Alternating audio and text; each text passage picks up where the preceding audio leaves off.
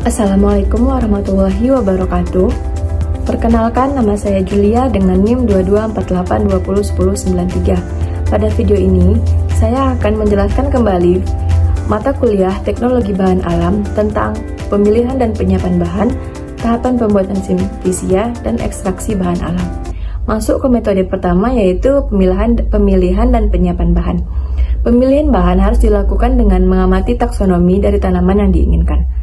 Taksonomi itu sendiri merupakan ilmu tentang penanaman, penggambaran, dan penggolongan organisme seperti tumbuhan, hewan, mikroorganisme, dan jamur.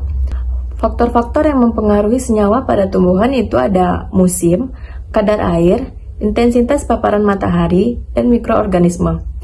Ada juga pertimbangan dalam penentuan jenis-jenis bahan. Yang pertama yaitu pengalaman penggunaan turun-temurun, dan yang kedua ada pengujian. Selanjutnya, penyiapan bahan. Pada saat pemanenan, bahan baku dapat berupa bahan herbal atau hanya bagian-bagian tertentu tanaman seperti daun, batang, akar, bunga, dan lainnya. Bahan itu dapat berupa bahan segar atau simplisia.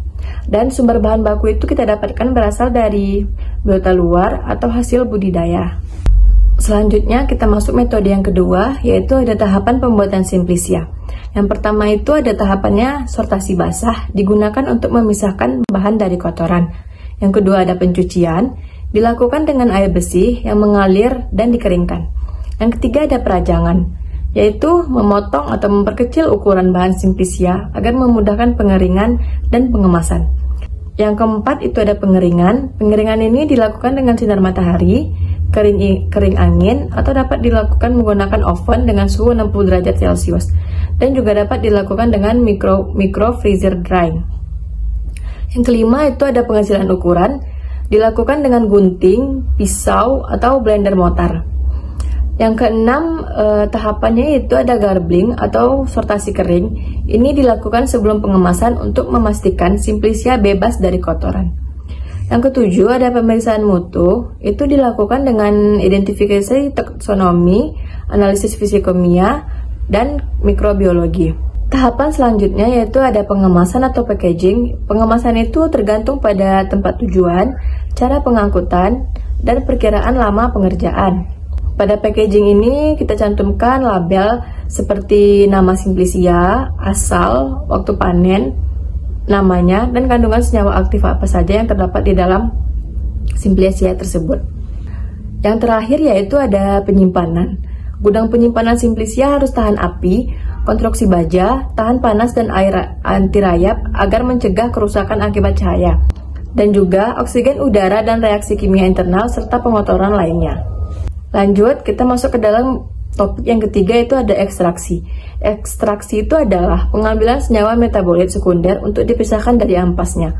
Ekstraksi secara umum dibagi menjadi tiga, yaitu ada supercritical fluid extraction, ada solid liquid extraction, dan liquid extraction. Tahapan proses ekstraksi itu ada tiga. Yang pertama, pelarut masuk ke dalam sel, pelarut melarutkan senyawa metabolit, dan pelarut bersama metabolit dikeluarkan dari bahan penghasilnya. Selanjutnya itu ada metode ekstraksi. Yang pertama ada maserasi.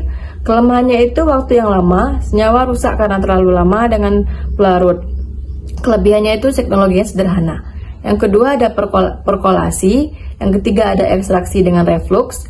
Yang keempat ada sokletasi. Yang kelima ada ekstrak. Yang keenam ada ekstrak dengan mikrov. Yang ketujuh ada ekstraksi dengan tekanan. Nah, yang terakhir ini kelemahannya itu biaya sangat mahal, dan kelebihannya waktu yang diperlukan itu sangat singkat dan senyawa tidak akan rusak karena panas, rendaman tinggi.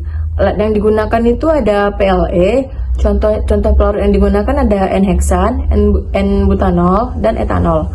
Terus juga digunakan pelarut seperti kloroform, etilasetat, dan aquades. Itu tadi penjelasan dari saya. Lebih dan kurangnya saya mohon maaf. Semoga bermanfaat bagi semuanya. Assalamualaikum warahmatullahi wabarakatuh.